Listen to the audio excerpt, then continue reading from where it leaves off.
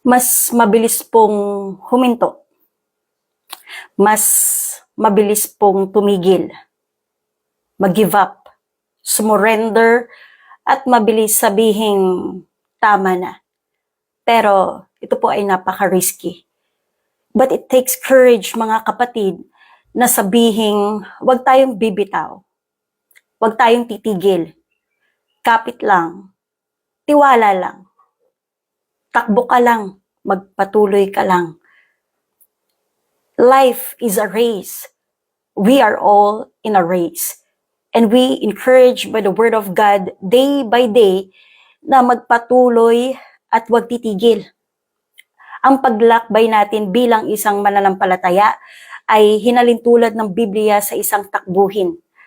Hindi natin pinag-uusapan dito a short distance race as 100 meters dash race. Ang pinag-uusapan po natin dito yung long distance race, isang marathon na kailangan na maraming preparasyon, marami pong sakripisyo, pagsasanay, marami pong pasensya dahil malayo ang takbuhin po natin. A race requires endurance and a lot of preparation. Papaano po ba tayo magiging spiritually fit upang matapos natin ang marathon ng buhay? Dahil alam niyo po mga kapatid, nakakalungkot po dahil marami po sa mga Kristiyano ang nagsimula ng mahusay, magaling, lakas na hindi umaayaw, ngunit kinalaunan sila po ay tumigil, napagod. They were exhausted, burnt out, nanlupaypay, umayaw at nag-give up. Maraming mga Kristiyano ang umiiyak, nahihirapan, apektado po sa buhay. The question is, what do we do during dark times? What do we do during difficult times and trying times? How do we finish well? How do we persevere and endure? Ang topic po natin ngayong hapon po na ito, most people start the race, few finish it. Pagpatuloy po natin ang pinag-aaralan po natin ngayong linggo po na ito. Number 10, rejects disqualification, guards integrity. In 1 Corinthians chapter 9 verse 27 says, I discipline my body like an athlete, training it to do what it should. Otherwise, I fear that after preaching to others, I myself might be disqualified. Sa Tagalog, sinusupil ko ang aking katawan at upang sa aking pangangaral sa iba ay hindi ako masumpungang hindi karapat-dapat. Ang tanong mga kapatid, ano po ba ang goal natin bilang isang Kristiyano? Ano po ba ang goal natin sa isang champion? Yan po ay tumakbo upang magwagi. Amen po. Yan ang kanilang goal. Ang mga champion, ang goal nila ay yung meron po silang layunin, meron po silang mindset. Yan ay yung gusto nilang makamit. Amen po. If we say goal kasi, it must be intentional, mga kapatid. Ito yung target mo, but you know what? You have full of intentions, wala pong problema po doon, but intention without action is just an imagination. Sabi nga po ni Pastora Giselle, ang Diyos ay naglaan ng takbuhin na kailangan nating tapusin. Amen. Ang goal ay tapusin. Hanggat hindi natin tinatanggap ang race na nilaan po sa atin ng Diyos, hindi tayo mag-exert dyan ng effort, and worse, hindi tayo makakarating po doon sa finish line. Dahil dumarating ang time sa calling natin ay para bagang hindi na natin nasiset ang goal. Nagiging routine na lang ang ministry po natin. Pero ang sabi po ni Pablo, sinusupil niya ang kanyang sarili. Na ang ibig sabihin niya ay kinokontrol niya ang kanyang sarili. Dinidisiplina niya ang kanyang sarili. He explained that he must control his physical desires and body so they do not dominate his spirit or hinder his ministry. He highlighted to practice what we preach. It highlights the danger of being a hypocrite preaching the gospel to others while failing to live by it himself. Ang inutos nga po ni Pablo kay Timoteo sa 1 Timothy 4 verse 16, watch your life and doctrine closely, persevere in them, because if you do, you will save both yourself and your hearers. Sa Tagalog, pakaingatan mo ang iyong sarili at iyong pagtuturo. Patuloy mong gawin ang mga ito sapagkat sa paggawa mo nito ay maililigtas ka pati na ang mga nakikinig sa'yo. Yung buhay at yung doktrina ay dapat magkatugma. Inseparable, ika nga. Hindi dapat pinaghihiwalay. Hindi sapat ang naglilingkod po tayo sa Diyos. Nagpupuri po tayo sa Diyos. Nagtuturo ng salita ng Diyos. What matters most that we live by example. We have to practice what we preach. Pwede mong sabihin, mahal kita, pero hindi nararamdaman. Pwede mong sabihin, pinapatawad kita, pero panay pa din ang dabog. Hindi mo pwedeng sabihin na God bless you, na ikaw mismo ay nakikitaan ng kadamutan. Hindi mo pwedeng sabihin, I care for you, kung mismo ikaw may kagaspangan ng ugali. Walang excuse sa Panginoon. Hindi ang sakit, pagod, antok, bagong gising, o gutom ang magpapabago po sa atin. Dahil maraming gutom ang nagiging dragon. Maging sa bagong gising nga ho, ay nag-iiba po yung timpla eh. Amen po. Kaya nga may mga kasabihan nga po na biruin mo na ang lasing, wag lang ang bagong gising. Bakit daw? Kasi nagiging super saiyan siya eh. Parang hindi mananampalataya. Nakakalimot na dahil ang mga taong ito ay nakabase sa kanilang sitwasyon. Kung naalala niyo po yung kwento ng kuneho at pagong, sa isang marathon, sila po ay mananakbong pareho. Kinukutya ng kuneho ang pagong dahil sa sobrang bagal niyang maglakad. Naging overconfident ang kuneho na to, naging complacent siya, naging kampante, kaya kahit mabagal yung pagong, siya pa din yung naging champion dahil yung ugali niya ay persistent. Siya ay focus dun sa goal po niya at siya po ay motivated. Sabi nga po ni Pastora Des, kung namali ka ng linyang tinatakbuhan mo, madidisqualify ka. Meron pong binigay ang Diyos na sariling takbuhin po natin. Huwag po nating takbuhin ng iba. Mabibigo ka lang. Huwag tayo mag-imbento ng sarili po nating takbuhin. Takbuhin natin ang takbuhin na ibinigay po sa atin ng Diyos. Amen po. Number 11, runs with endurance, does not grow weary. In Hebrews chapter 12, verse 1 says, therefore, since we are surrounded by such a great cloud of witnesses, let us throw off everything that hinders and the sin that so easily entangles, and let us run with perseverance the race marked out for us. Sa Tagalog, kaya nga dahil napapaligiran tayo ng napakaraming saksi, tanggalin natin ang anumang balakid at kasalanang kumakapit sa atin. Buong tiyaga tayong tumakbo sa takbuhing nasa ating harapan. Sabi po ng Bible, may nakatingin po sa atin. May nanonood po sa atin. May nag-o-observe po sa atin. At sa bawat sinasabi natin ay may nakikinig. At sa bawat post po natin sa social media ay may nakakakita. Amen po. May mga saksi. May mga nag-cheer po sa atin habang tayo po ay tumatakbo. May mga nag-encourage po sa atin. Ibig sabihin tayo din ay maging encouragement sa takbuhin po ng iba. Amen po. Huwag kang maging pabigat sa takbuhin ng iba. Huwag kang maging cause ng katitisuran ng iba. Huwag ikaw ang maging cause ng discouragement ng iba. For what I know, sa isang marathon, mga kapatid, may dress code yan eh. Kaya dapat may marathon running clothes. Amen po. Either yan ay nakasuot ng jersey, breathable t-shirts, shorts, o mga magagaan po na damit. Amen po. Hindi naman yan tatakbo ng naka-gown.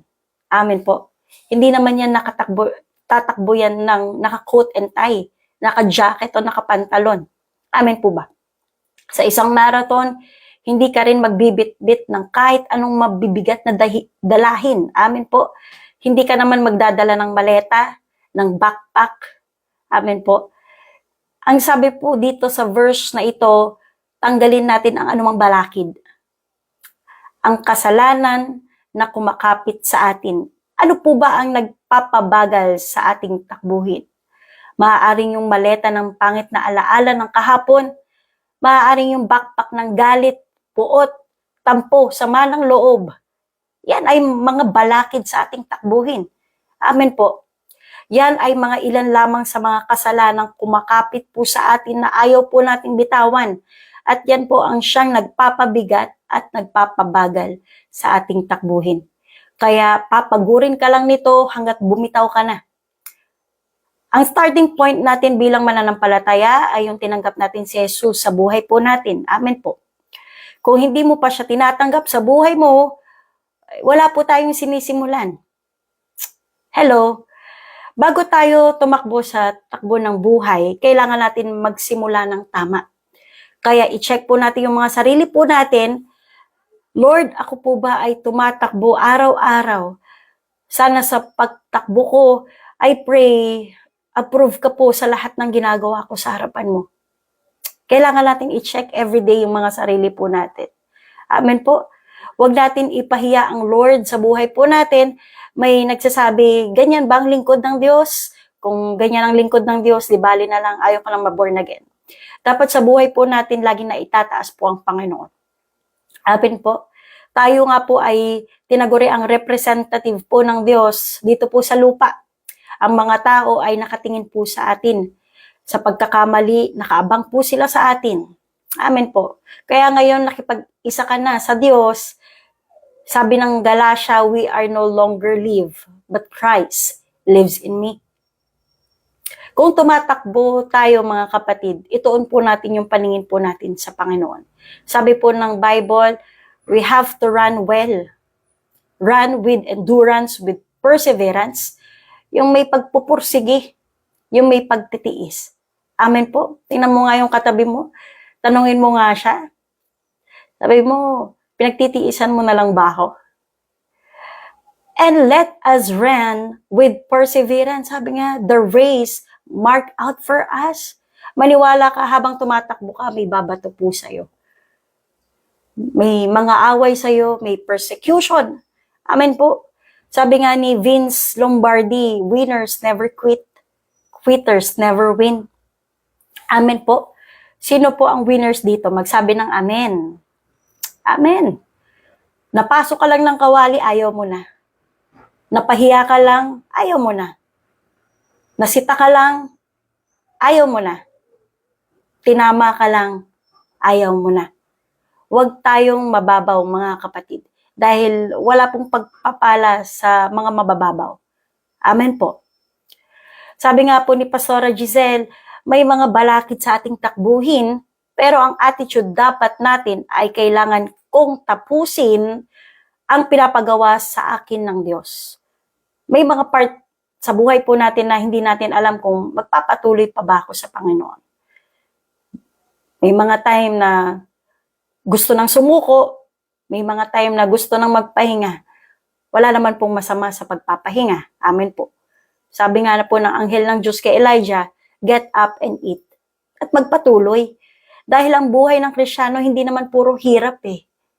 Hindi naman puro sakripisyo o pagtitiis. Dahil ang buhay ng Kristiyano ay masayang tunay. Amen po.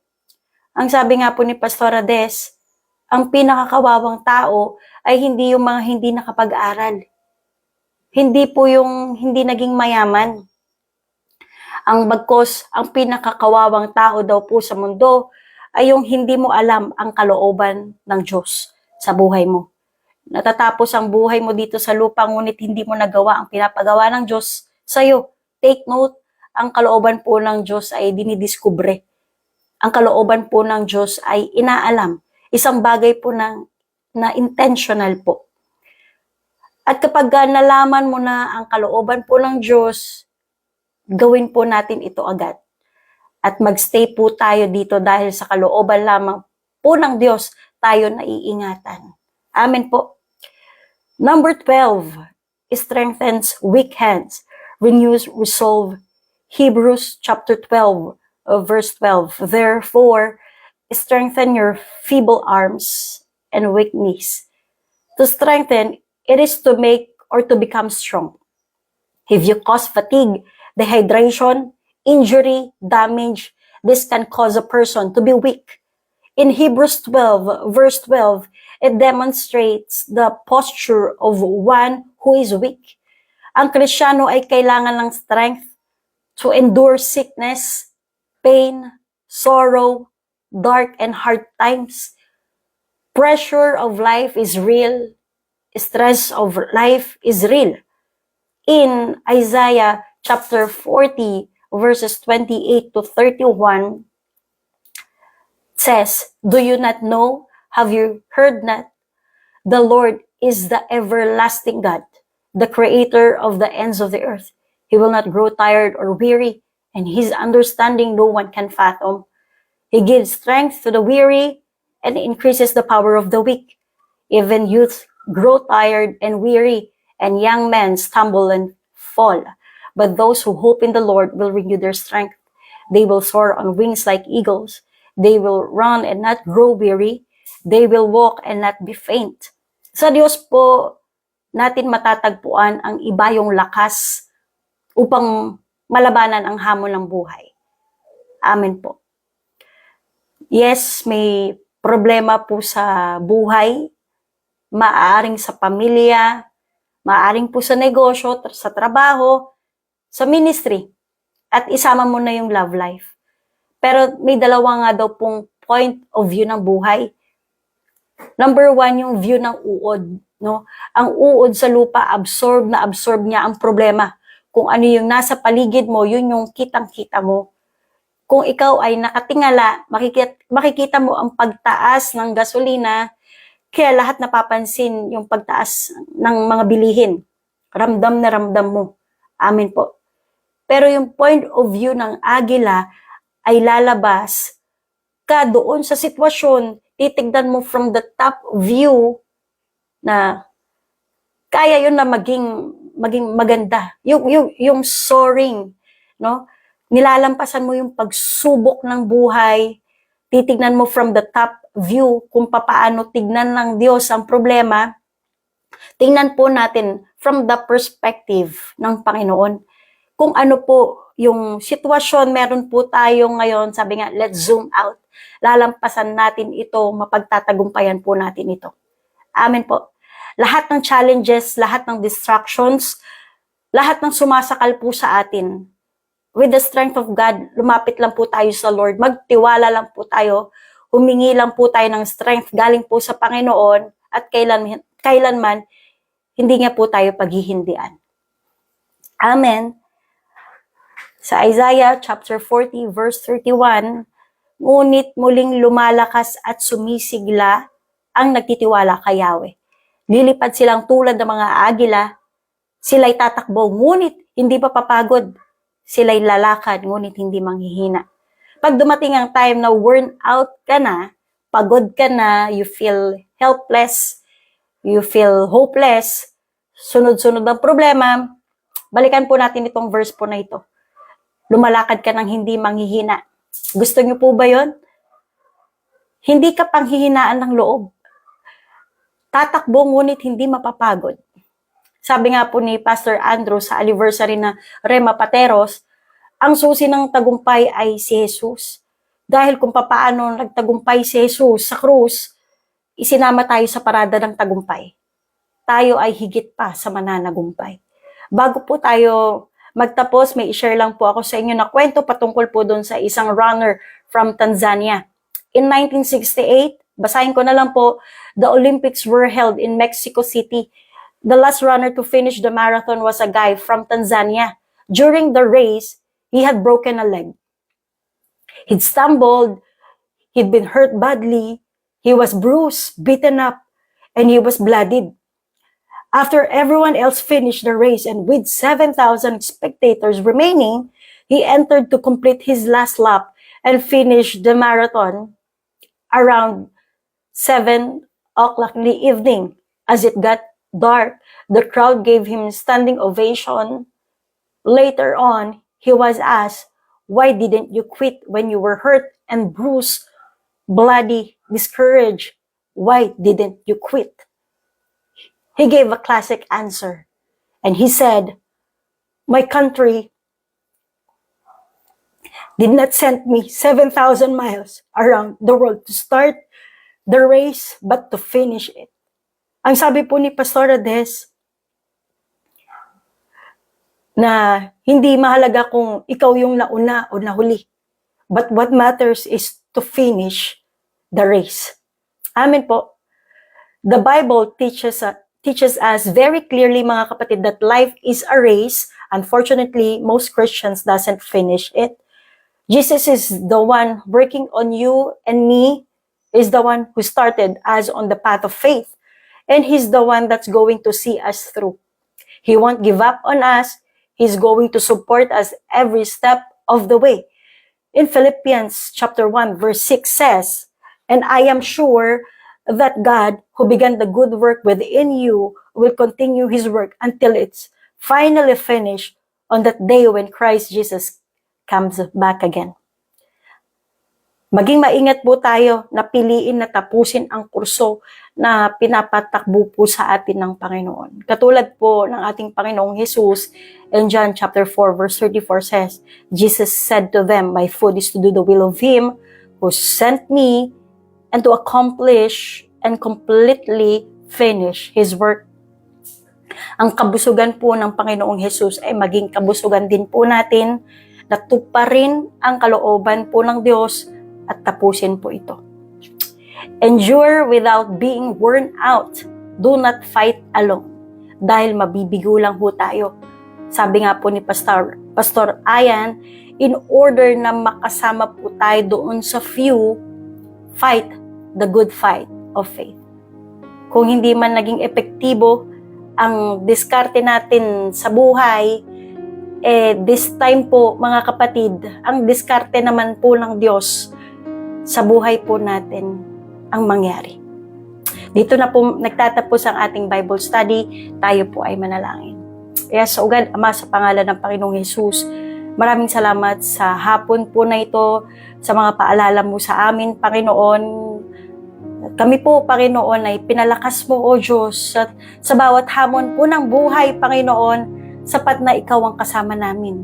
Salamat, Panginoon, sa patuloy mo na pagpaparanas sa amin, Panginoon, yung biyaya na walang sukat paglagyan. Salamat, Panginoon, sa pag-iingat mo sa bawat isa sa amin. Salamat dahil, Lord, hindi kami nakabase, Panginoon, sa ekonomiya namin, Panginoon. Bagkos kami ay nakabase sa ekonomiya mo, Panginoon, na ekonomiya ng langit.